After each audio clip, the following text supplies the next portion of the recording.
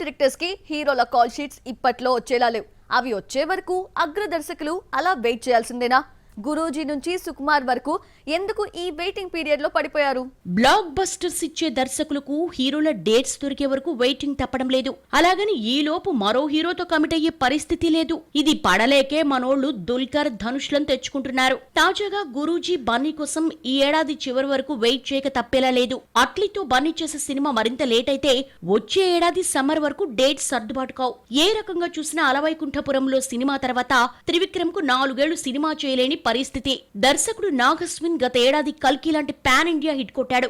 1100 కోట్లు కొల్లగొట్టిన ఈ పిక్చర్ కు సీక్వెల్ ను ఈ ఏడాది సెట్స్ మీదకి తీసుకెళ్లాల్సిందే. అయితే ప్రభాస్ ఆల్రెడీ కమిట్ అయిన 3 సినిమాల కారణంగా కల్కి 2 కు డేట్స్ అడ్జస్ట్ అవ్వడం లేదు. దీంతో చేసేది లేక మరో సినిమాకు వెళ్లలేక 1000 కోట్లు కొల్లగొట్టిన దర్శకుడు వచ్చే ఏడాది సెకండ్ హాఫ్ వరకు ఖాళీగా కూర్చోవాల్సి వస్తోంది. సుకుమార్ పుష్ప 2తో ఎలాంటి కలెక్షన్ వండర్ క్రియేట్ చేశాడో తెలిసిందే.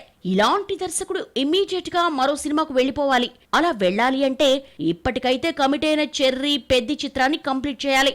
అది ఇప్పట్లో అయ్యేలా లేదు. ఎంత లేదన్నా ఈ ఏడాది ఎండింగ్ వరకు సుక్కుకు ఈ వెయిటింగ్ తప్పేలా లేదు. ఓవరాల్ గా మంచి జోష్ మీదున్న దర్శకులు తమ హీరోల కోసం వెయిట్ చేయాల్సి వస్తుంది. అలాగని హీరోలు ఈ సిచ్యువేషన్ ను ఫేస్ చేస్తున్నారా అంటే ఆ సీన్ అంతగా మార్కెట్ లో కనిపించడం లేదు.